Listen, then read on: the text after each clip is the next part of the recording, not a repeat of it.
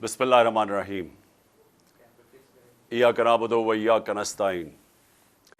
आज चिन्योट और सराय आलमगीर जो मेरे पाकिस्तानी वहाँ आज इन मार्च में शिरकत कर रहे हैं, मैं सबसे पहले तो आपको सलाम करता हूँ। और उसके बाद जो भी पाकिस्तानी आज ये टीवी पे देख रहे हैं, जो आज सबसे पहली मैं बात करना चाहता हूँ वो ये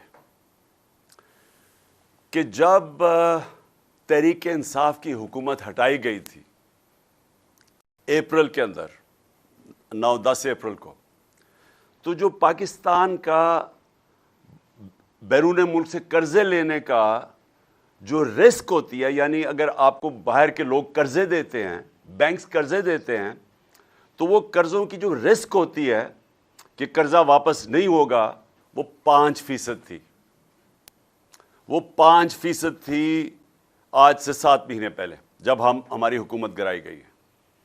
आज अखबारों में आया हुआ है कि जो हमारी रिस्क है, यानी हम कर्जा वापस नहीं कर सकते, वो रिस्क 5% थी, आज वो 64.5% है। यानी 64.5% रिस्क है कि पाकिस्तान अपने कर्जों के ऊपर किस्तें वापस नहीं कर सकता।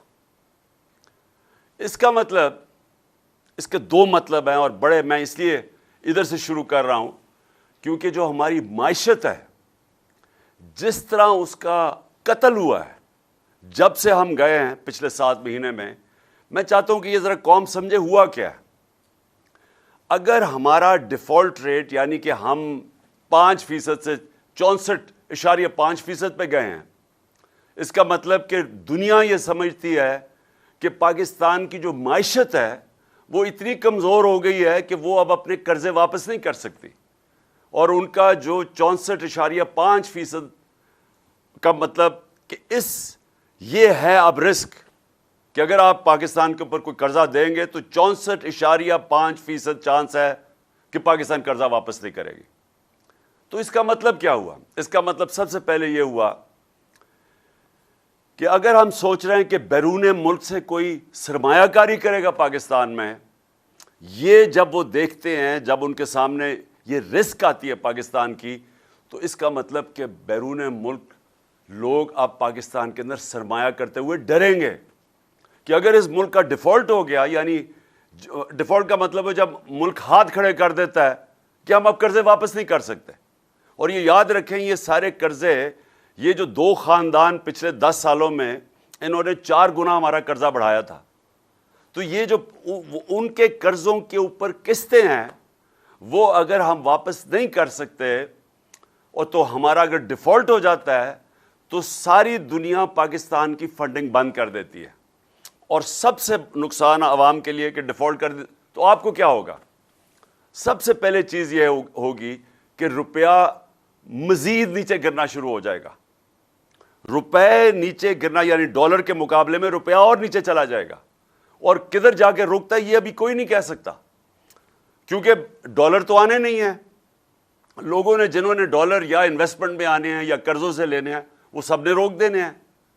और सबसे बड़ी ख़तरनाक चीज़ ये है कि जो लोग जब इन्वेस्टमेंट का मतलब, अगर आपने मुल्क में दौलत में इजाफा करना है तो सरमायाकारी चाहिए, फैक्ट्रियाँ बनाएं, कारखाने बनाएं, ताकि लोग उसमें इन्वेस्ट करें, उससे हमारी दौलत में इजाफा हो, ताकि हम अपने कर्ज़ों की किस्तें वापस कर सकें। तो इससे वो सब कुछ रुक जाएगा। तो मेरा अब ये सबसे पहला सवाल ये है कि जिन लोगों ने ये साजिश की थी और ये इस मुल्क को ऊपर इन चोरों को मुसल्लत किया था, मेरा सबसे पहले सवाल उन लोगों से है कि कौन है अब जिम्मेदार इसका? हमें तो हमारे ऊपर पूरी प्रोपेगेंडा कैंपेन की गई, वही जो अखबारों में बगल बच्चे बैठे हुए हैं जो सहाफ़ी इनके, उन्होंने तो पूरी कैंपेन की कि मुल्क तबाह हो गया है, महंगाई आसमानों पे चली गई है। तो महंगाई तो अब वाज़े हो गया कि 50 साल में सबसे ज़्यादा महंगाई इन पिछले 7 महीने में हुई है। हमारे जो मुल्क में महंगाई थी और आज जब हमारा टाइम था तो वो 15 से 16% थी, आज वो 27 से 28% पे है। तकरीबन दुगनी है। तो जो महंगाई भी बढ़ गई, जो मुल्क में सरमायाकारी थी वो भी नीचे चली गई, जो हमारी एक्सपोर्ट्स बढ़ रही थी वो भी नीचे चली गई, जो बैरून मुल्क पाकिस्तानी पैसे भेज रहे थे, डॉलर्स भेज रहे थे, रेमिटेंसेस भेज रहे थे, वो भी कम हो गए। जो हमारी टैक्स कलेक्शन थी, यानी जो आमदनी एक मुल्क की होती है टैक्स इकट्ठा करके, वो भी उसके जिस रफ्तार पे हम इकट्ठे कर रहे थे वो नीचे चला गया। और मैं आज आपके सामने पाकिस्तान की इकोनॉमिक सर्वे होती है कि हर साल एक शाया होती है कि मुल्क की मायशत के हालात क्या हैं। तो वो इस गवर्नमेंट ने, हमारे जाने के बाद इस मौजूदा गवर्नमेंट ने वो सर्वे शाया की है। तो मैं आपको पढ़ के बताता हूं कि उस सर्वे के मुताबिक जो हमने अपने चौथे साल के अंदर प्रेडिक्ट किया था कि कितनी हमारी मुल्क की आम दौलत में इजाफा कितना होगा, वो 4.8% टारगेट था। कितना हमने किया? 6%।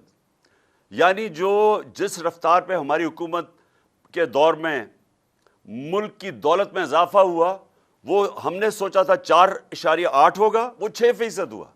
हमने अपने टारगेट से बेहतर किया। एक्सपोर्ट्स, जो चीज़ें हम बेचते हैं बाहर और जिससे डॉलर आते हैं, हमने अंदाज़ा लगाया था 26 अरब डॉलर होगी। कितनी हमने एक्सपोर्ट की? 32 अरब डॉलर। पाकिस्तान की तारीख की सबसे ज़्यादा एक्सपोर्ट्स रिकॉर्ड था ये। तो वो टारगेट से उससे भी ऊपर गए। यानी ये मैं वो चीज़ें बता रहा हूँ जिसमें मुल्क की आमदनी में इजाफा होता है, दौलत में इजाफा होता है, लोगों को नौकरियां मिलती हैं। ये वो मैं चीज़ें आपको मोटी मोटी बता रहा हूँ। हमारा जो ज़राअत था, हमने टारगेट किया था कि ज़राअत में जो इजाफा होगा वो 3.5% था, और कितना इजाफा हुआ? 4.4%। कुछ 17 साल के बाद सबसे ज़्यादा तेज़ी से हमारी ज़राअत बढ़ी थी। फिर इंडस्ट्री जो रोज़गार देती है, जो असल में इंडस्ट्री, जब तक इंडस्ट्री मुल्क में बढ़ती नहीं है तो असल में तो मुल्क की दौलत में इजाफा नहीं होता, मुल्क ऊपर नहीं जा सकता। तो हमने टारगेट सेट किया था 6.6%, आखिरी साल की बात कर रहा हूं। और हुआ कितनी? इंडस्ट्री कितनी तेजी से बढ़ी? 9.8%। अपने टारगेट से ऊपर गए हम। सर्विसेज सेक्टर, और इसके अंदर आईटी भी मिला लें, तो सर्विसेज में 4.7% टारगेट सेट किया, 6.2% पे हमने हमारे ग्रोथ हुई सर्विसेज में। और आईटी जो कि मुस्तकबिल है, टेक्नोलॉजी, उसमें 26.9% हमारा बढ़ा। यानी जो फ्यूचर पे सबसे जो हमने जोर लगाया कि हमारी आईटी जो फ्यूचर है उसमें रिकॉर्ड इजाफा हुआ। और बिजली की, अच्छा ये समझने की बात है कि जो बिजली है, अगर इन्होंने जो हमारे पहले यही नून लीग की हुकूमत थी, इन्होंने जो कॉन्ट्रैक्ट साइन किए हुए हैं बिजली के, जो कंपनी से कॉन्ट्रैक्ट साइन किए हैं, चाहे हम बिजली खरीदें या ना खरीदें, हमें पैसे देने पड़ते हैं।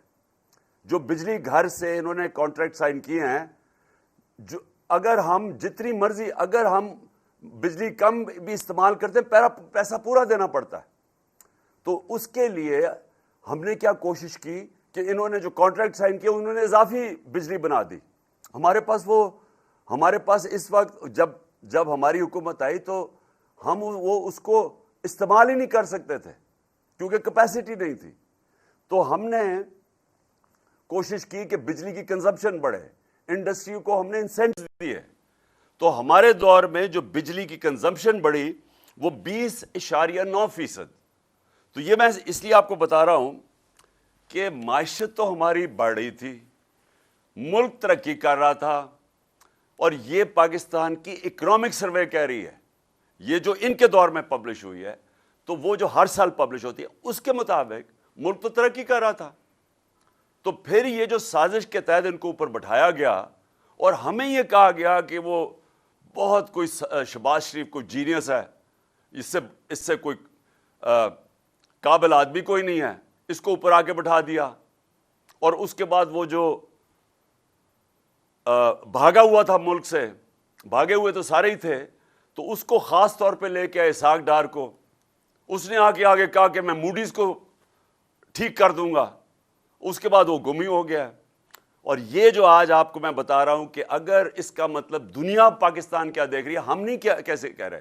میں نے ویسے 6 مہینے پہلے اپنی قوم کو بتا دیا تھا کہ جو 30 سال دونوں حکومتیں مل کے کرتے رہے ہیں, اور ان کے 30 سال میں ہندوستان بھی آگے نکلا ہمارے سے, بنگلہ دیش بھی ہمارے سے آگے نکلا. ہم 90 کی دہائی تک پاکستان ان دونوں سے آگے تھا. جب سے یہ دونوں آئے ہیں یہ ڈاکو خاندان, یہ دونوں ہمارے سے آگے نکل گئے, کیونکہ ہمارا ملک پیچھے چلا گیا, ان کی دولت میں اضافہ ہو گیا, ملک مقروض ہو گیا, اور ان کے باہر شاندار محلات بننے شروع ہو گئے. جب سے نواز شریف پرائم منسٹر بنا, وہ لندن کے سب سے مہنگے علاقے میں بڑے ان کے پاس 4 فلیٹ آ گئے, اور ان کے بیٹوں کی بڑی پراپرٹیز آ گئی. تو یہ تو امیر ہو گئے, قوم مقروض ہو گئی. ان کو واپس مسلط کیا, اور میں نے تب کہا کہ ان سے نہیں سنبھالا جائے گا. میں نے اسٹیبلشمنٹ کو سمجھایا, ہینڈلرز کو سمجھایا کہ یہ اگر آپ نے سازش کامیاب ہونے دی, یہ ملک نہیں سنبھال سکتے. اور میں نے جب 6 مہینے پہلے کہا تھا کہ خدا نہ خواستہ اگر پاکستان ڈیفالٹ کرتا ہے, یعنی قرضے نہیں واپس کر سکتا, تو پاکستان کو پھر کون بیل آؤٹ کرے گا. اور میں نے تب یہ کہا تھا, جب انہوں نے کہا کہ اس کو غدار, مجھے غدار کہہ رہے تھے, تب انہوں نے کہا مجھے کہ اس کے اوپر غداری کے کیس بناؤ, کہ یہ کہہ رہا ہے کہ اگر پاکستان ڈیفالٹ کرتا ہے تو جو بھی ہمیں نکالے گا اس میں سے وہ قیمت مانگے گا. مفت کچھ نہیں ہوتا. وہ امریکن کہتے ہیں دیر از نو فری لنچ, کوئی مفت میں مدد نہیں کرے گا. اور جو وہ قیمت ہمارے سے مانگیں گے, میں آج پھر اپنی قوم کے سامنے کہہ رہا ہوں کہ وہ ہمارا جو ہماری نیشنل سیکیورٹی کا سب سے بڑا اثاثہ ہے, اس کے پیچھے جائیں گے وہ. اور یہ میں نے 6 مہینے پہلے کہا تھا اپنی قوم کو. اور آج جدھر ہم اب کھڑے ہیں, یہ جب سے چور اوپر بیٹھے ہیں, یہ ہمیں ادھر ہی لے کے جا رہے ہیں. لیکن وہ نواز شریف کو کوئی فرق نہیں پڑے گا کہ اگر ہم اپنی نیشنل سیکیورٹی پہ کمپرومائز کر دیں, کیونکہ اس کا تو پیسے باہر پڑے ہوئے ہیں. وہ تو جب موقع ملتا ہے باہر بھاگ جاتا ہے. جب وہ پرائم منسٹر تھا, اس نے 23 نجی دورے کیے لندن کے. میں پرائم منسٹر تھا 3.5 سال, میرے تو بچے باہر تھے, میں تو ایک دفعہ بھی نہیں گیا, حالانکہ 2 دفعہ مجھے دعوت ملی انگلینڈ آنے کی, کیونکہ میں ہمیشہ سوچتا تھا کہ میں تب باہر جاؤں, ہمارا ملک غریب ہے, ہم مقروض ہیں, میں کیوں ملک کا پیسہ خرچ کروں جب تک کہ میرے ملک کو میرے دورے سے فائدہ نہیں ہوگا. یہ سرکاری خرچے کے اوپر پرائیویٹ دورے کیے اس نے لندن کے, 23 دفعہ یہ لندن گیا. زرداری 50 دفعہ دبئی گیا نجی دوروں پہ.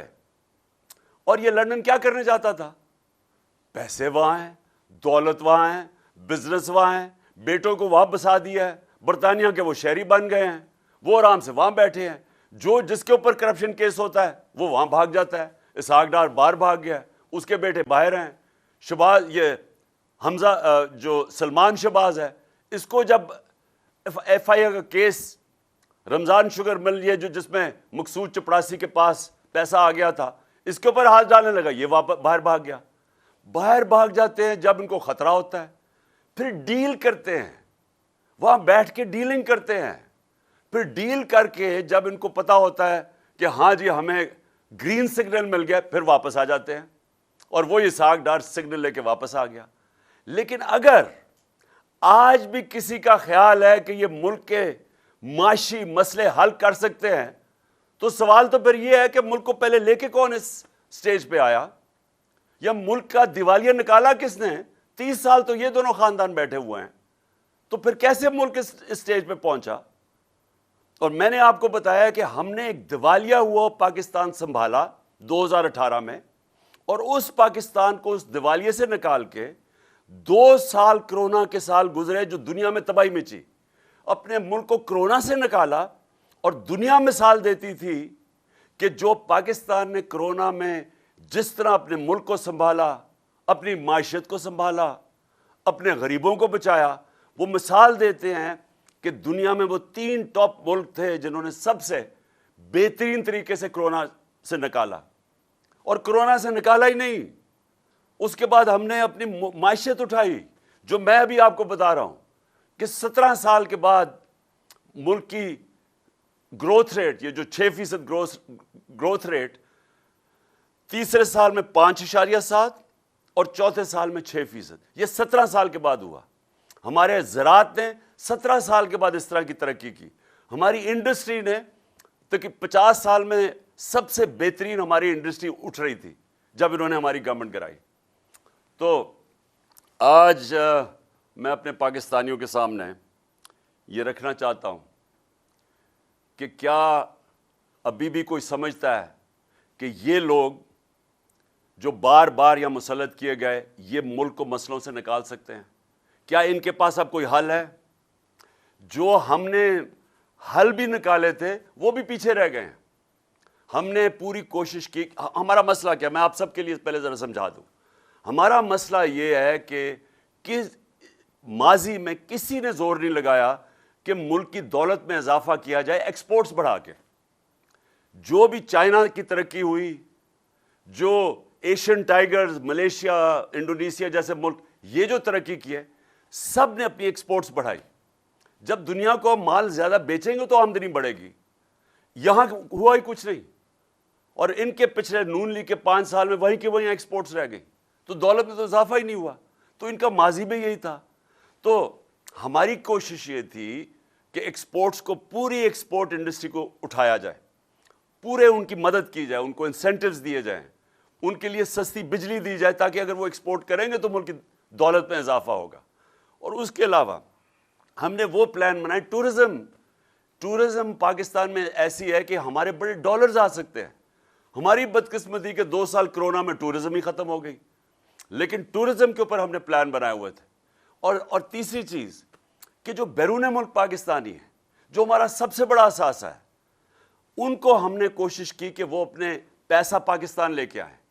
اس کے لیے ہم نے ان کی مدد کی. ریمیٹنسز جو سب سے تاریخی بڑی ہماری 30 ارب پہ, وہ اس لیے بڑھی کہ ہم نے ان کو انسینٹیوز دیے, ان کے لیے انعام دیے کہ جو زیادہ پیسہ بھیجے گا یا ان کی اپنے بینکوں کے تھرو.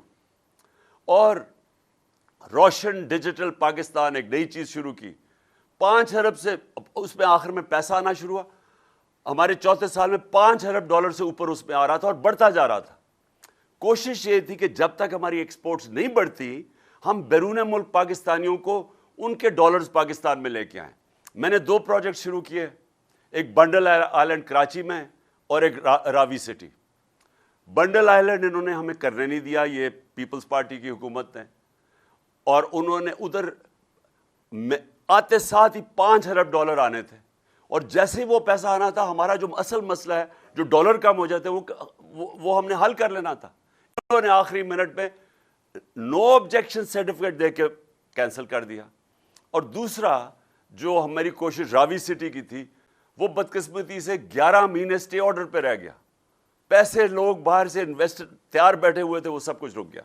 تو ہماری کوشش یہ تھی کہ ڈالر گیپ جو ہمارا ہے, ہماری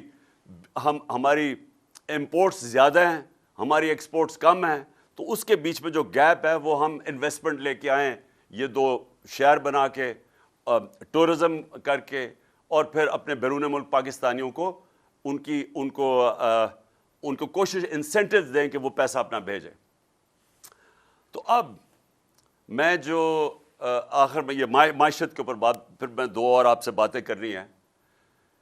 دیکھیں, جدھر آج ہم کھڑے ہیں, یہ کہتے ہیں کہ جناب آپ کو جلدی کیوں ہے الیکشنز کی, انتظار کر لیں سال کی. ہمیں تو کوئی مسئلہ نہیں ہے. تحریک انصاف کو تو اللہ کا فضل ہے, اس کی کوئی خاص کرم ہے ہمارے پہ کہ اس نے عوام کے دل ہماری طرف موڑ دیے ہیں. تو وہ تو سال کے بعد بھی الیکشن کریں تو انشاءاللہ جس طرح بائی الیکشن میں سویپ کیا تھا, ہم الیکشن بھی جیت جائیں گے. لیکن مجھے جو خطرہ 6 مہینے پہلے سے میں کہہ رہا ہوں, ہمارے ملک کو خطرہ ہے آج. اور یہ جو آج 64.5% پہ پاکستان کی رسک ہو گئی کہ یعنی ہم اب قرضے واپس نہیں کر سکیں گے, اور اس کی چانس 64.5% پہ آ گئی. اس کا مطلب کہ اگر ہم اب اس طرف جس طرف اب نکل گئے ہیں پیسہ باہر سے اب آنا نہیں ہے. ہمارے پاس جو آمدنی تھی ایکسپورٹس بھی کم ہوتی جا رہی ہے, ریمیٹنسز بھی جس سے ڈالر آتے ہیں, انویسٹمنٹ آنی نہیں ہے, قرضے بھی نہیں آنے, انویسٹمنٹ بھی نہیں آنی. تو اب ہم یہ کیا کریں گے؟ آپ ان کے پاس کیا حل ہے؟ کیا وہ لوگوں کے پاس یہ ملکوں سے پیسے مانگتے جائیں گے؟ وہ تو یہ مانگے ہیں, ہر ملک کے پاس گیا شہباز شریف, کیا میں مانگنے نہیں آیا لیکن میں مجبور ہوں. لیکن وہ کتنا وہ پیسہ دے دیں گے؟ اصل میں تو ہم نے اپنی معیشت ٹھیک کرنی ہے, اور وہ جو ٹھیک کرنی تھی وہ ٹھیک ہو رہی تھی, جو میں نے آپ کو شروع میں بتایا ہے, وہ اب یہ سازش کی وجہ سے آج پاکستان یہاں پھنسا ہوا ہے. دوسری بات میں نے آج کرنی ہے, جو میں ہمیشہ یہ جو تھی جس میں ہم سارے مارچ اسلام آباد کی وجہ اس کی کیا ہے؟ حقیقی آزادی. حقیقی آزادی آتی ہے انصاف سے. جس ملک میں انصاف ہوتا ہے وہ انسانوں کو آزاد کر دیتی ہے. انصاف, اور یہ سب کو میں بار بار کہتا ہوں کیونکہ لوگوں نے رول آف لا یعنی قانون کی حکمرانی پاکستان میں دیکھی نہیں. میں نے بھی نہیں دیکھی تھی. میں جب پہلی دفعہ برطانیہ گیا تب پہلی دفعہ مجھے پتہ چلا کہ انصاف اور قانون کی حکمرانی کیا ہوتی ہے. تو قانون کے اوپر کوئی نہیں ہوتا. تو یہ جو آج پاکستان کے مسئلے ہیں, یہ معیشت کے بھی مسئلے, یہ سارے پھنسے ہوئے ایک چیز کے اوپر, انصاف کے اوپر. انصاف نہ ہونے کی وجہ سے, قانون کی حکمرانی نہ ہونے کی وجہ سے لوگ غلام ہیں, ایک نظام کے غلام بن چکے ہیں, کیونکہ کمزور آزاد نہیں ہے یہاں اور طاقتور قانون سے اوپر ہے. تو یہ جنگل کا قانون ہے. جنگل کے قانون کے اندر خوشحالی نہیں آ سکتی. یہ جو میں آپ کو معیشت کے بتایا ہے, یہ اصل میں ہماری ملک میں خوشحالی, معیشت تب ٹھیک ہوگی جب ہم اپنے انصاف کا نظام ٹھیک کریں گے. اب میں آج پھر, اور میں ہر روز اپیل کرتا ہوں اپنے respectful honourable chief justice Pakistan کہ 3 آپ کے پاس کیسز ہیں, یہ تینوں لینڈ مارک کیسز ہیں. اور یہ تینوں کیسز کو اور کوئی طریقہ انصاف لینے کا نہیں سوائے آپ کے پاس آنے کا. ارشد شریف پاکستان کا نمبر 1 انویسٹیگیٹو جرنلسٹ, ایک محب وطن پاکستانی, ایک ایسا صحافی جس کے ضمیر کی کوئی قیمت نہیں تھی. دھمکیاں دی گئیں, ڈرایا گیا, ایف آئی آرز کاٹی گئی, ملک سے باہر بھگایا گیا اور پھر قتل کیا گیا, شہید کیا گیا. چیف جسٹس صاحب, اس کے لیے آپ کے سامنے ہمارے سارے ممبرز پارلیمنٹ, سینیٹرز, انہوں نے آپ کے سامنے پٹیشن رکھی ہے. دوسرا, اعظم سواتی, یہ بھی ایک لینڈ مارک کیس ہے کہ ملک کے سینیٹر کو ایک ٹویٹ کے اوپر جس میں وہ تنقید کرتا ہے, جو ساری دنیا میں جس کی اجازت ہے, اس تنقید کے اوپر اس کو اس کے پوتے اور پوتیوں کے سامنے اندر گھس کے گھر کے اس کو صبح کے 3 بجے ان کے سامنے مارا جاتا ہے, اور پھر اس کو حوالے کیا جاتا ہے اس کا جو اعظم سواتی نے نام لیا, جو 2 نام لیے فہیم اور فیصل, ان کو, ان کے آدمیوں کو جو ننگا کر کے اس کو تشدد کرتے ہیں. کدھر سے انصاف ملے گا؟ اس لیے آپ کے پاس آئے ہیں چیف جسٹس صاحب. اور تیسرا میرا کیس ہے, ملک کا ایکس پرائم منسٹر, سب سے بڑی پولیٹیکل پارٹی کا ہیڈ, وہ پاکستانی جو 50 سال سے یہ قوم جانتی ہے جس کو, اس کے اوپر قاطعانہ حملہ ہوتا ہے. پہلے سے بھی میں کہہ دیتا ہوں, مجھے پتا ہوتا ہے, میں اس کے اوپر 2 تقریروں میں آج سے 1.5-2 مہینے پہلے بتاتا بھی ہوں کہ یہ انہوں نے کرنا ہے, کہ دینی انتہا پسند نے غصے میں آ کے اس کو قتل کر دیا. یہ پوری سازش بنی ہوئی تھی. میں 3 نام لیتا ہوں, لیکن پولیس, پنجاب پولیس ہمارے نیچے کہ میری ایف آئی آر رجسٹر نہیں کرتی.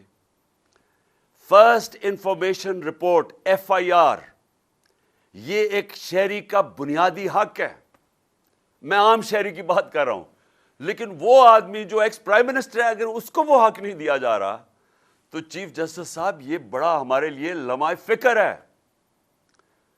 یہ ایکچولی رول آف لا, نہ انصاف نہ ہونے کا ایک آپ کے سامنے اس سے بڑا کیا مثال ہو سکتی ہے, کہ میرا یہ بنیادی حق تھا کہ میں 3 لوگ جو میں سمجھتا ہوں اس میں ملوث تھے, ان کے اوپر نام لکھوں, انویسٹیگیشن ہوگی, ہو سکتا ہے یہ بے قصور نکلائیں, میں غلط ہوں, لیکن ہے تو میرا حق. تو ہماری حکومت ہوتے ہوئے پولیس نے کہا جی ہم نہیں کر سکتے کیونکہ وہ بہت طاقتور لوگ ہیں. پولیس ہمیں کیا کہتی ہے؟ پولیس وہ کہتے جی اگر کسی سے مجھے اس عہدے سے اٹھا دے, کسی اور کو بٹھا کے یہ کروائیں, میں نہیں کر سکتا. وہ بہت طاقتور لوگ ہیں. تو یہی تو میں کہہ رہا ہوں کہ طاقتور کے لیے ایک قانون, کمزور کے لیے دوسرا. میں بار بار لوگوں کو وہ نبی صلی اللہ علیہ وسلم کی حدیث اس لیے بتاتا ہوں کہ تمہارے سے پہلے بڑی قومیں تباہ ہوئی. جب طاقتور جرم کرتا تھا اس کو نہیں پکڑتے تھے, جو کمزور جرم کرتا تھا اس کو سزا ملتی تھی. یہ ہے آج ہماری تباہی کا باعث. اگر ایک چیز ہماری تباہی کا سبب ہے وہ یہ ہے, اور یہ ہم 3 لوگ ہیں. وہ تو اور اس لیے چیف جسٹس صاحب آپ کی طرف ہم دیکھ رہے ہیں کیونکہ ہمیں اور کہیں امید نہیں ہے. اور میں اس کے ساتھ ساتھ ایک اور چیز کہنا چاہتا ہوں. الیکشن کمیشن نے کنٹیمپٹ ہمارے اوپر کیا, میرے پہ, لوگوں پہ. ہم 1.5 سال گورنمنٹ میں ہوتے ہوئے کہتے جا رہے ہیں کہ الیکشن کمشنر ایک ایجنڈا پہ ہے. یہ نہ تو صرف نون لیگ کے بڑا قریب ہے, اس کے ہینڈلرز بھی اس کو کنٹرول کر رہے ہیں, اور یہ ہمیں ٹارگٹ کر رہا ہے. 8 اس نے ہمارے خلاف فیصلے دیے, 8 دفعہ ہم عدالت میں گئے, 8 دفعہ عدالت نے ان کو رد کیا. اس کا مطلب اس کے فیصلے غلط تھے. اس کے اوپر الیکشن کمشنر یہ سکندر سلطان اور جو کراچی سے الیکشن کمیشن کا ممبر ہے, ان کے اوپر ہم عدالت میں گئے ہوئے ہیں, سپریم کورٹ میں گئے ہوئے ہیں.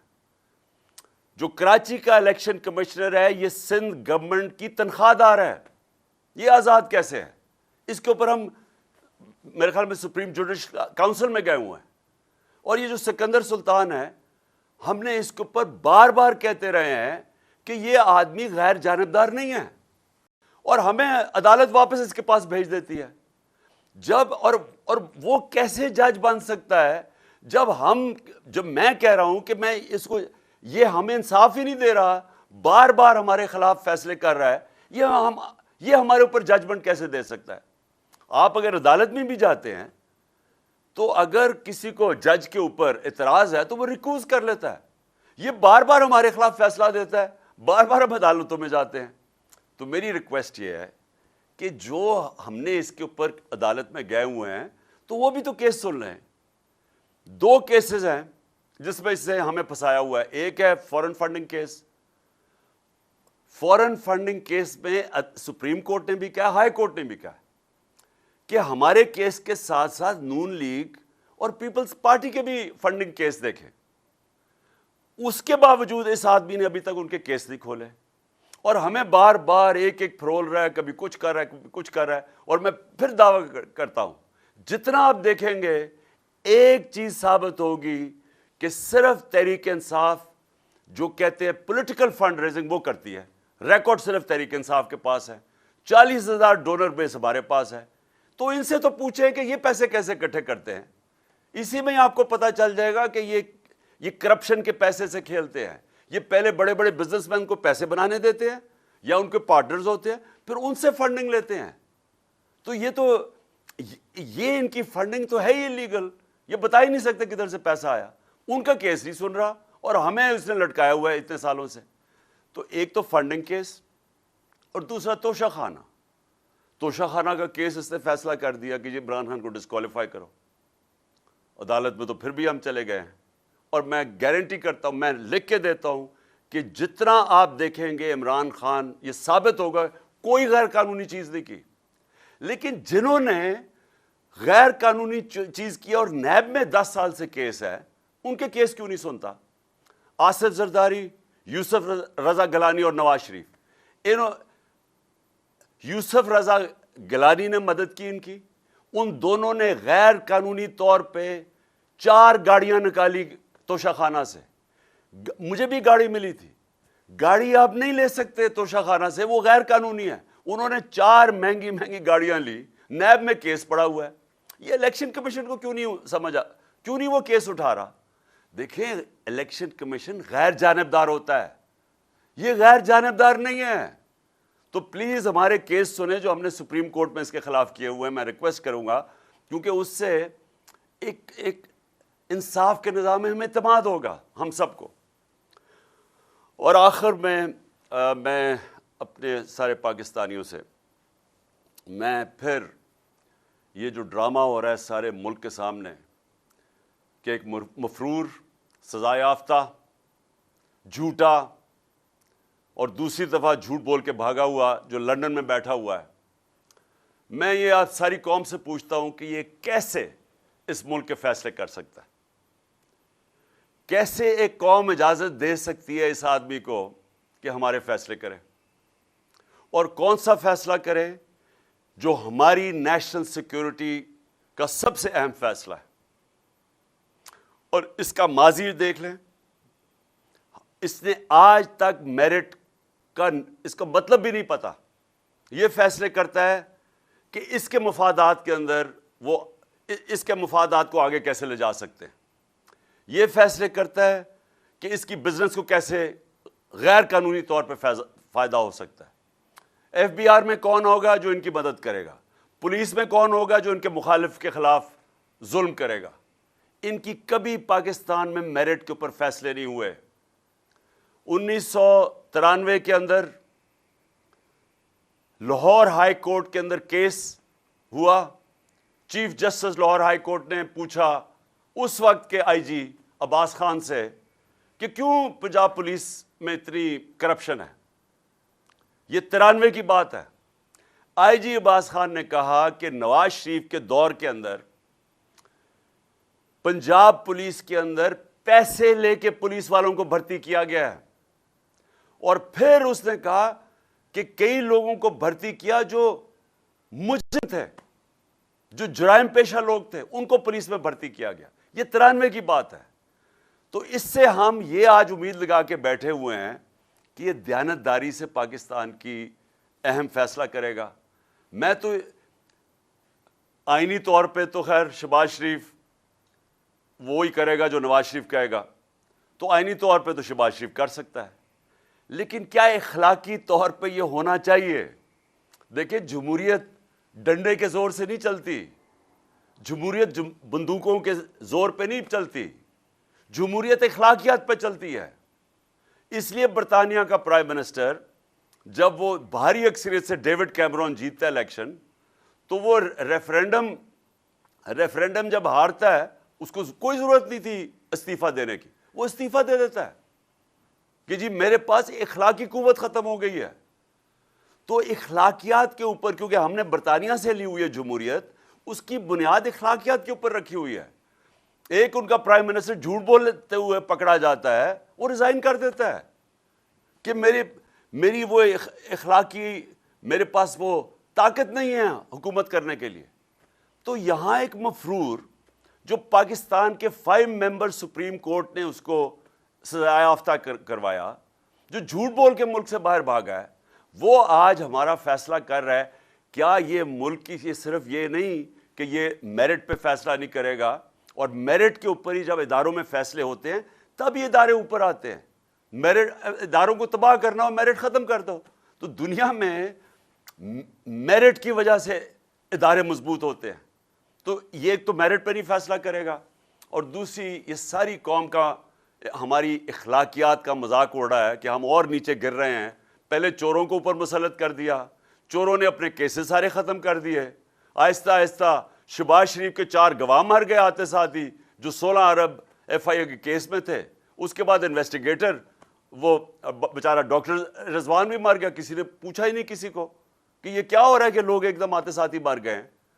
وہی رانا ثناء اللہ اور شہباز شریف نے جو ماڈل ٹاؤن کے اندر دن دہاڑے ٹی وی کے اوپر لوگوں کی قتل عام کی, ان کو کوئی پوچھتا نہیں ہے. اور پھر یہی وہ لوگ واپس آ کے کیسز بھی اپنے ختم کرواتے ہیں, ہر قسم کا ظلم کرتے ہیں پاکستان پہ, صحافیوں کے اوپر ظلم کرتے ہیں, اس ملک کے میڈیا کے اوپر کلیم ڈاؤن کر دیتے ہیں. اور پھر ایک ہی کوشش ہے کہ جھوٹے کیسز کر کے تو کسی طرح عمران خان کو نکالا جائے. اور میں ابھی آپ کو بتا رہا ہوں کہ نواز شریف صرف جس کو بھی یہ فیصلہ کرے گا نا کہ آرمی چیف بنے گا, یہ اس سے ایک چیز مانگے گا, یہ میں کیونکہ میں اس کو 40 سال سے جانتا ہوں، میں اس کو اب سے نہیں، میں یہ جب جمخانہ میں اپنے امپائر کھڑے کر کے میچ کھیلتا تھا میں تب سے جانتا ہوں اس کو. یہ ایک چیز مانگے گا کہ تم نے کسی نہ کسی طرح عمران خان کو ڈسکوالیفائی کروانا ہے، تم نے اس کی پارٹی کے اوپر زور ڈالنا ہے اور میرے کیسز ختم کرنے ہیں. میں آج اب اس کو اور کوئی فکر نہیں ہے کہ یہ اس نے کوشش کرنی ہے کہ راستے سے کسی طرح عمران خان کو ہٹایا جائے، کیونکہ ہے بڑا بزدل آدمی، الیکشن سے بھاگ رہا ہے، ملک کو داؤ پہ رکھوایا ہوا ہے. الیکشن کے بغیر ملک آگے نہیں بڑھ سکتا.